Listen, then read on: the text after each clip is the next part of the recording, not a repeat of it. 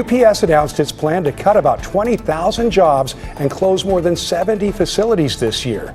This comes after UPS reached a deal with Amazon to lower its volume by more than 50% by the second half of 2026.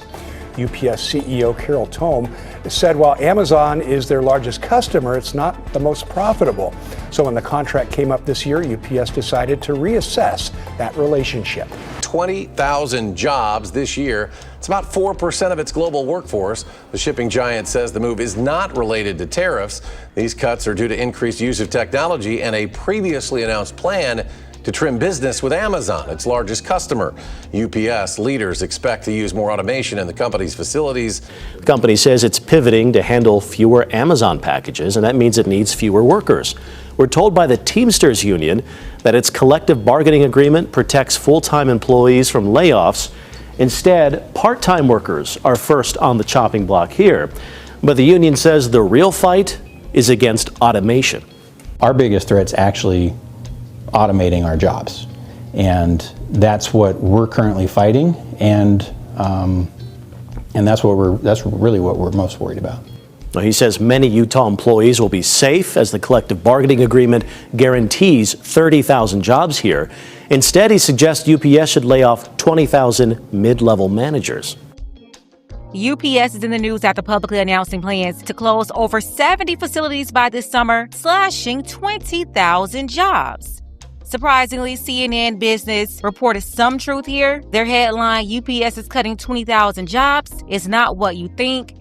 They reported that UPS said their decision is unrelated to tariffs and instead due to increased use of technology and a previously announced plan to trim its Amazon business. They wrote UPS in January announced a glide down plan to cut its business with Amazon, its largest customer, in half by the middle of 2026. 50%, and this scale back will happen over 18 months.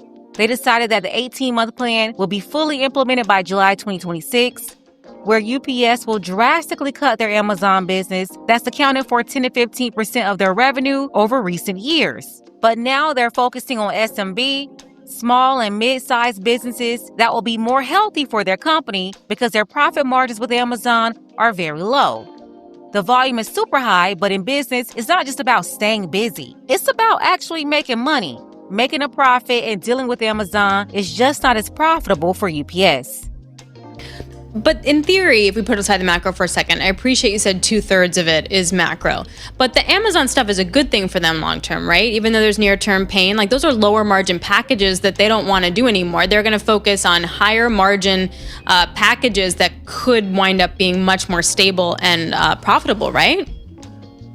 Yeah, and I actually, said 95%. So I was a little more focused on, us thinking that the majority of the shortfall in the 2Q is really the macro. But yeah, to your point, they're really focusing on revenue quality. They mentioned on the call that some of their business out of Amazon's fulfillment centers just really wasn't profitable for them. So it obviously doesn't make sense to take that business. And if they're able to create capacity by getting rid of some of this business and filling it with what they call SMB, small to mid-sized businesses, that's just going to be a good thing for its margins overall, and it'll allow them to generate the kind of returns that they can reinvest in their network. Because while they're doing a lot of investing in now in automation, and they're closing some facilities just to be a little more nimble than they were in the past, they're still going to continue to have to make those investments because technology continues to change,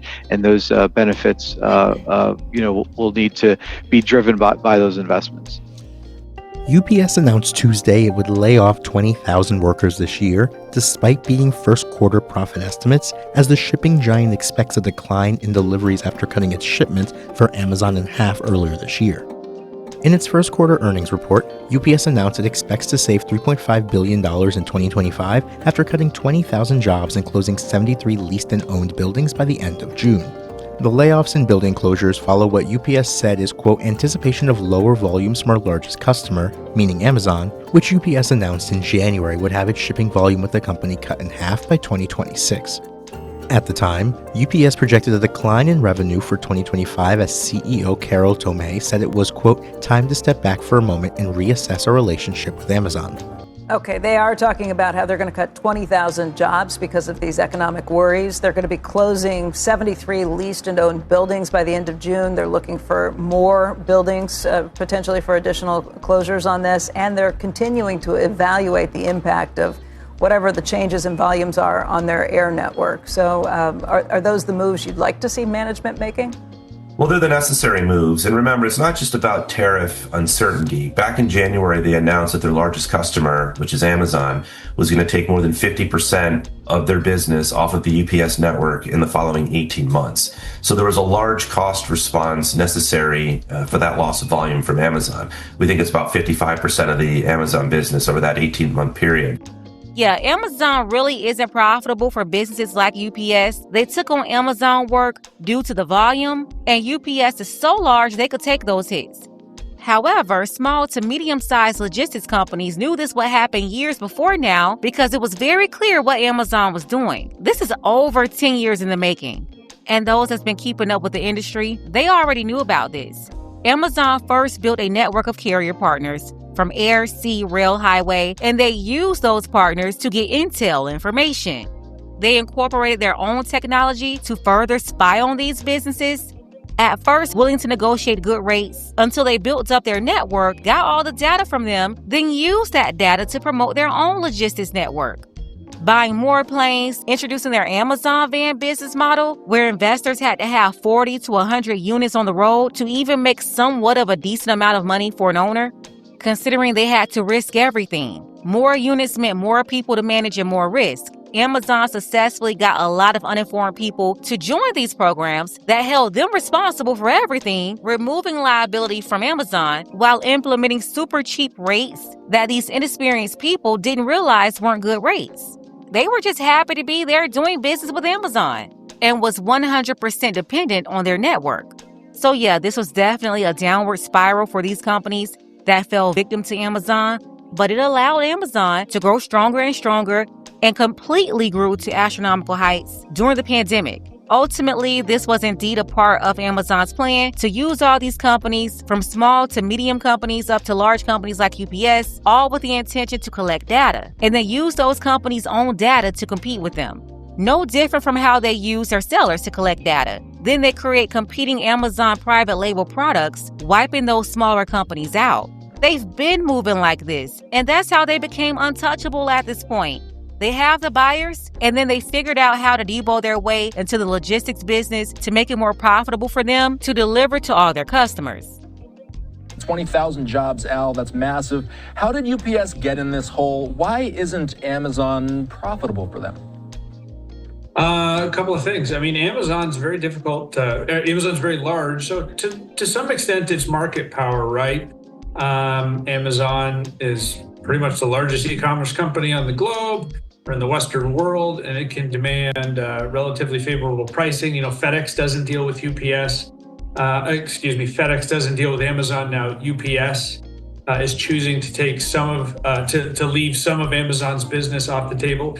And Amazon also has its own internal, very sophisticated logistics network, so it's shifting some of the volume over there. So some of this is the natural ebb and flow of business, but it's very big.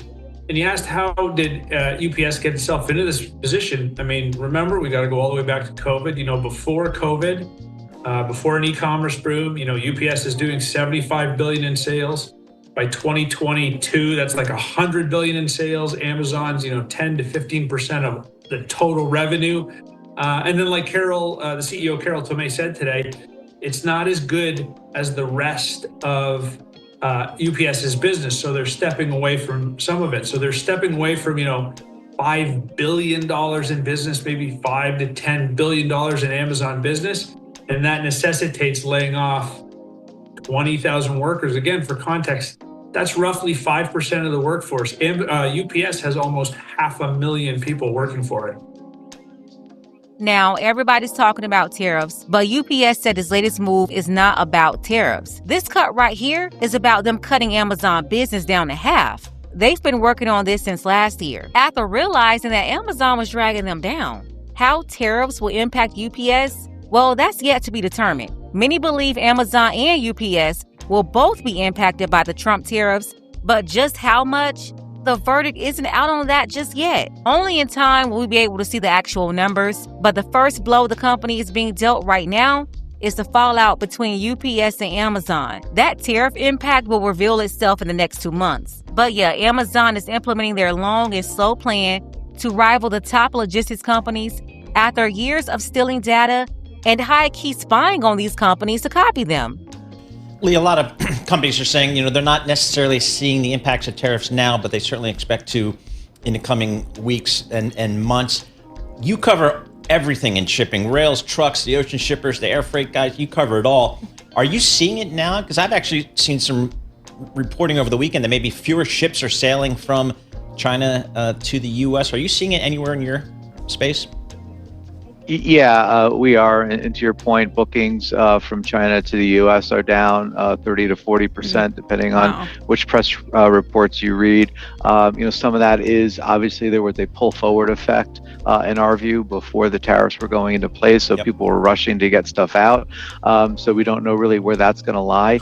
Shippers are going to they're going to take the stance where they're going to be like, they're going to sit back and wait to see what happens. Some are continue to do business as usual, and they're just going to try to push off the costs associated with tariffs to customers, which obviously will be inflationary, or a mix of the two. So really, it'll be interesting to see how things progress. And at the end of the day, we might wake up tomorrow morning, there's no tariffs, right? So who the heck knows? Yeah, companies like UPS claim to not see an impact on tariffs yet, but soon I'm sure they'll see a difference. We're 1 month down in Q2. So we'll see in the next 2 months what's going to really happen. I know what's definitely impacting people right now, though. That's the 20,000 UPS employees that's about to lose their jobs from this Amazon slide back. And it's not just Amazon, but UPS is using technology to automate their operations. Yeah, nobody's really talking about this, but a lot of workers will lose their jobs to robots. Major layoffs for UPS. By next month, 20,000 workers will lose their job, and that's on top of several facilities set to close. NBC4's Christian Caceres is live outside the UPS hub in Riverside on what it means for all of us. Christian. The future is grim for thousands of UPS employees. As the company announced Tuesday, they are cutting 20,000 people from its workforce and shutting down dozens of facilities across the country. To me, it's taking food off the table because people have their needs, and actually all what's going on right now, they need to have a job. Outside the UPS store in Victorville, word of the company reduction in staff and property raised concerns among customers. That's really sad to hear. I'm sure that's going to affect all of us, not just the employees, but all of us who depend on UPS. That's going to be really rough. UPS reporting it made consolidated revenue of $21.5 billion compared to $21.7 billion this time last year during their first quarter earnings report. The company also reducing the number of packages they deliver for Amazon by more than 50% by the summer of 2026. UPS expected to reduce the company's estimated 490,000 employees by 20,000 positions in 2025 and close 73 leased and owned buildings by the end of June. Pretty much I do all my online shopping. We met Gabriela Batz outside this UPS store in Riverside as she was returning some of her online purchases. It's going to be hard. It's going to be difficult. So the delay on, getting my refunds and getting my exchanges is going to be a nightmare. It's going to be a headache. The company says it is not releasing details about how this will impact operations in Southern California until all its impacted individuals have been contacted. But some UPS workers told NBC4 off camera they have seen canceled routes due to low deliveries. The company CEO saying the macro environment may be uncertain, but with our actions, we will emerge as an even stronger, more nimble UPS.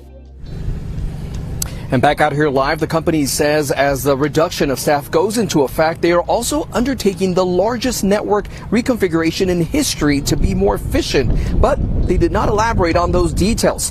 Meantime, we did reach out to the Teamsters, the union who represents the UPS workers, for comments about this announcement, but we have not heard back. In Riverside, Christian Caceres, NBC4 News. The union is claiming that most of their jobs will be saved, and they're suggesting UPS cut out mid-level managers. All I know is anything could happen. So it's going to be interesting to see who's going to be out of their job here.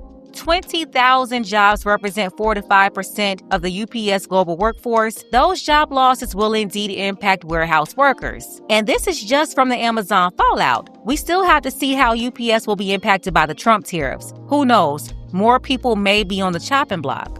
Let's go ahead and get the conversation started. Tell me what you think about this mess below. Special thank you to Emmett, Adrian, and Andrew.